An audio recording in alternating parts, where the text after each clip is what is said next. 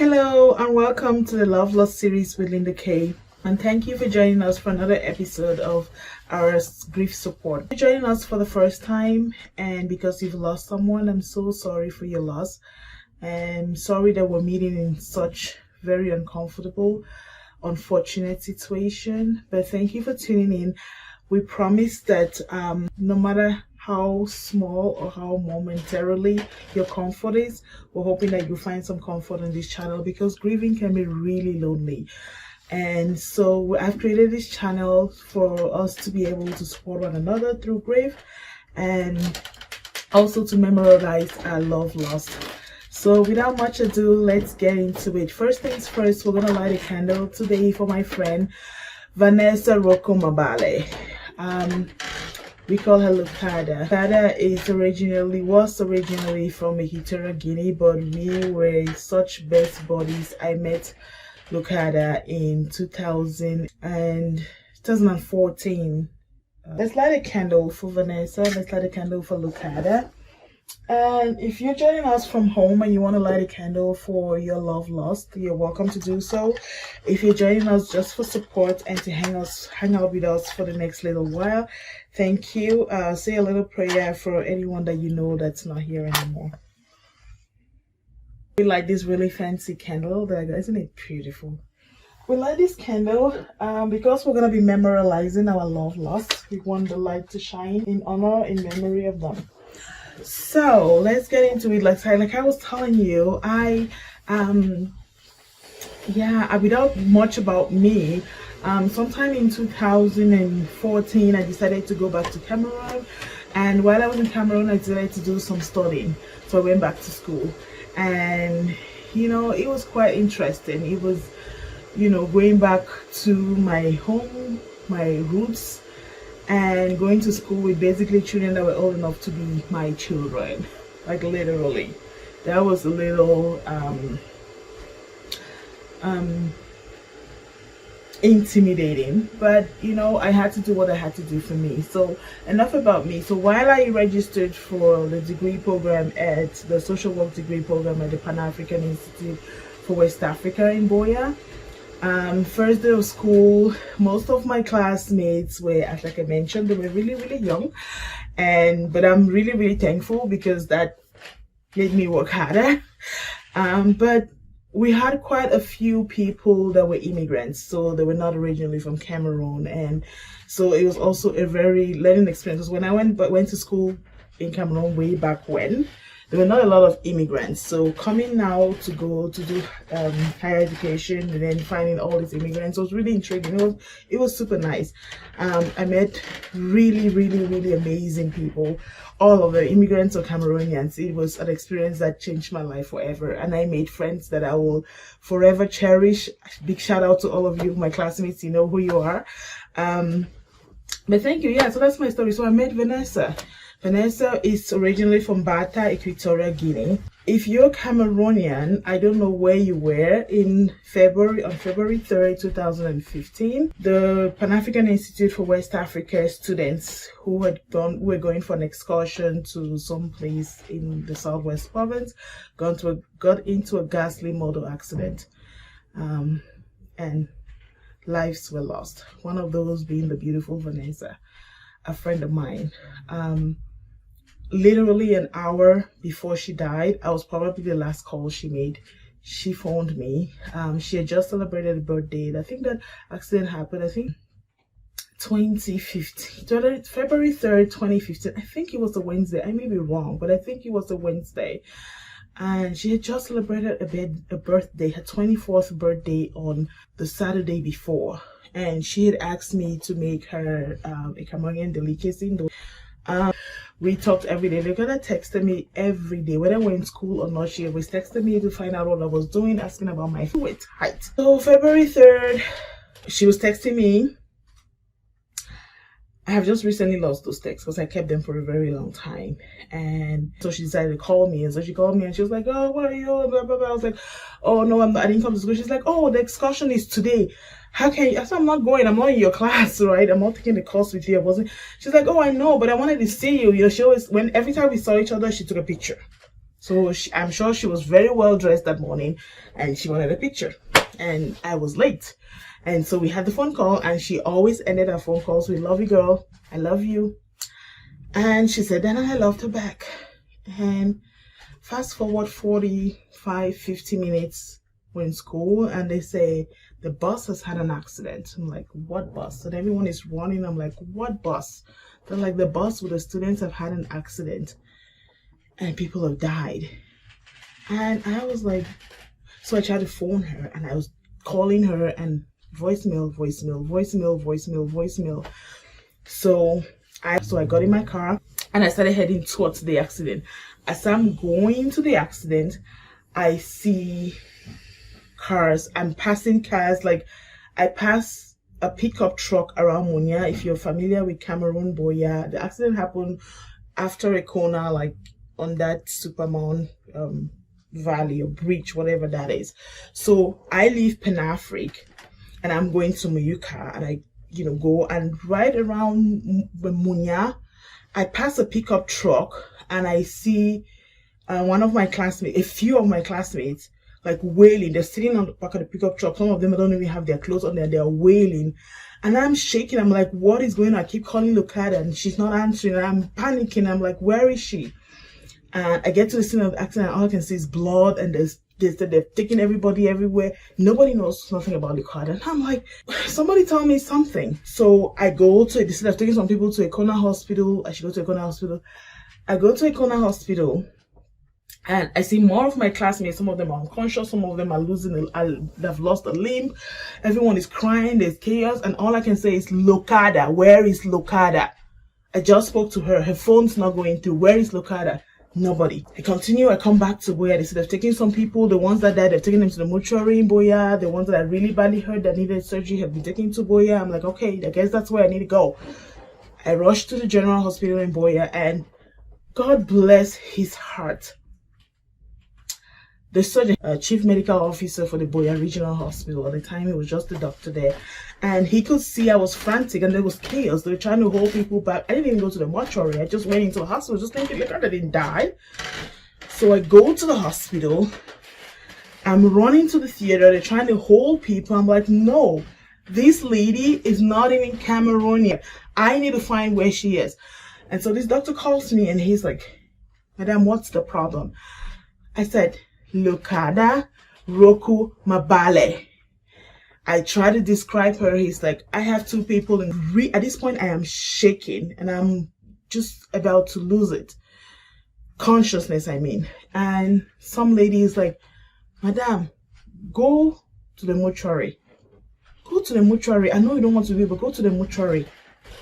I go there, and the guy at the gate, because at this point the whole city has come up to us, so there's chaos, and he's like, "They're not letting anyone in unless you're here to identify a cop." I said, "I'm here. I don't know if the person died, but I'm here to identify a cop." As cops, and the guy is arguing with me because he wants me to give him more information. I'm like, I don't have more information. And then one of my classmates sees me, and he's like, "Thank God, Linda, we'll be looking for you. Leocada is dead." What do you mean? That's when the guy lets me to go in. I go in, and I can still see her. She's laying there, cold. She had no broken skin, no wound. She was not bleeding from anywhere. She was like, she was in a very deep sleep.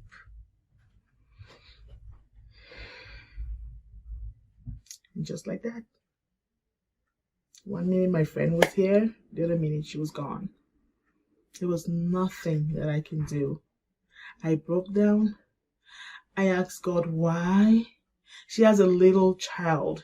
I know that because she told me. I don't keep, and I know that she had a little child. That is devastating. And yeah, that's my grief story. I'm just going to read to you what I wrote to her a year later, if you permit me, because this is how I coped. At the time I was very frequent on Facebook, and so what I did was just, you know, on our anniversary or when I was missing her so much, I'll just go write something to her, just to tell her how I was feeling, because she wasn't buried in Cameroon. Her uncle came and swept her and carried her to Equatorial Guinea. I mean, even my flask, my mother's flask that I had given her food the weekend before, I never recovered it because she was an immigrant. They just up and carried her and left like she was never here. And that's the most taunting. That's the worst, because I wasn't able to have closure. I wasn't able to give her befitting burial. I showed up in the mortuary at 4 a.m. I think it was that day. They didn't even do a viewing. We just saw the casket get in the bus and off it went. And that was it. That's all I had to say. I was saying bye to my friend from a parking lot. Yeah, it was tough. It was tough and it was lonely because I didn't know who to talk to. This was just too much. I was angry. I was anxious. I felt guilt.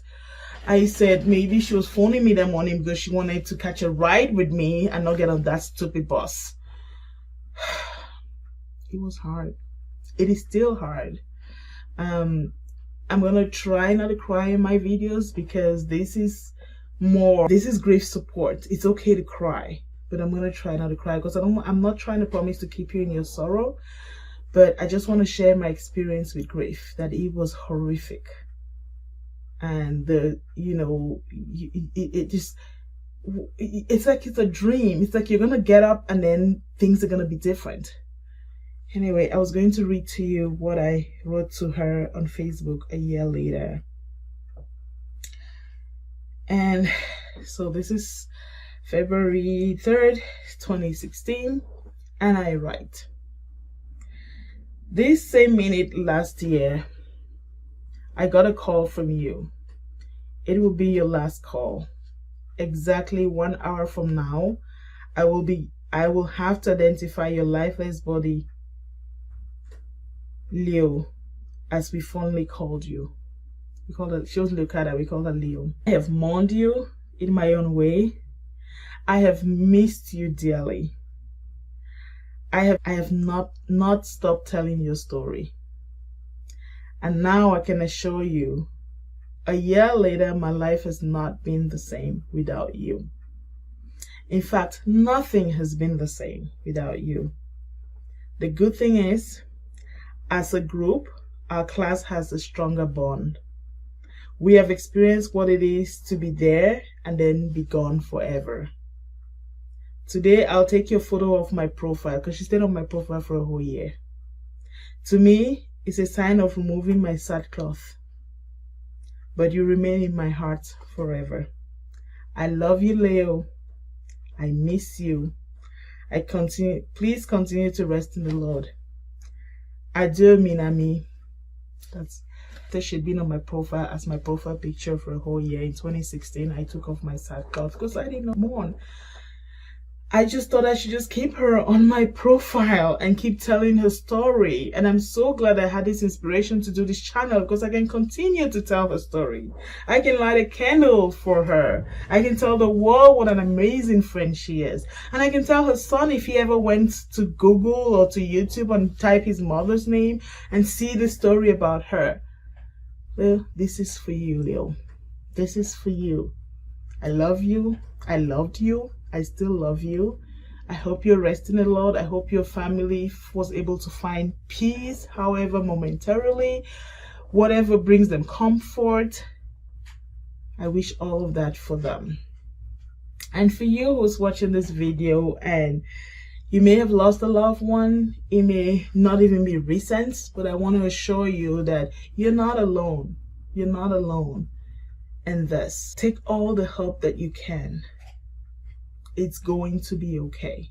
It may not seem so right now, but it's going to be. It's going to be. And your love lost will want you to be okay. That's another thing. What would they think? What would Leo think of me today? I'm sure she'll be so proud of me and she'll probably be the first to subscribe on this channel and, share. But she's not here right now. So I'm going to try to do the things that I think that she will want me to be doing. Right? So I'm so sorry for your loss if you just lost someone. If you were for the first time Please don't forget to subscribe. If you have a loved one that you want to share, you want to memorialize, it's not always going to be me talking. Like I said, there's always going to be the tributes. If you know Leocada, if you're one of my classmates that was affected, because a lot of them, they were on the bus. Some of them actually had to drop from the program because it was too traumatizing. They couldn't come back on campus. I remember one girl, I keep thinking about her. I think her name was Deborah. She just didn't come back. She was affected. She lost her whole front tooth. And that is really sad. It's really, people's lives are affected. People broke their limbs. You know, it wasn't pleasant. But we've survived it. We survived it as a class. We survived it as an institution. We survived it as a country. Doesn't mean that we forget. Doesn't mean that we forget the pain. The pain doesn't go away. The hollow, the wound that we had that was in our hearts is not healed. Time didn't do that. It's still there. But it's a daily struggle. It's one day at a time, one leg in front of another. There's no timeline. Whatever you can do to keep you healthy, whatever you can do to keep your mind off of what has happened, accept it. It's easy for me to say, I know. I hear you. If you want to share your story, if you think that's going to make you feel better, this platform is for you. Please subscribe. Write to us. lovelostseries@gmail.com. We also have a phone number, 403-397-2046. That's on WhatsApp. Please share your story. It's going to help someone. Someone at this moment wants to hear from someone that has loved and lost.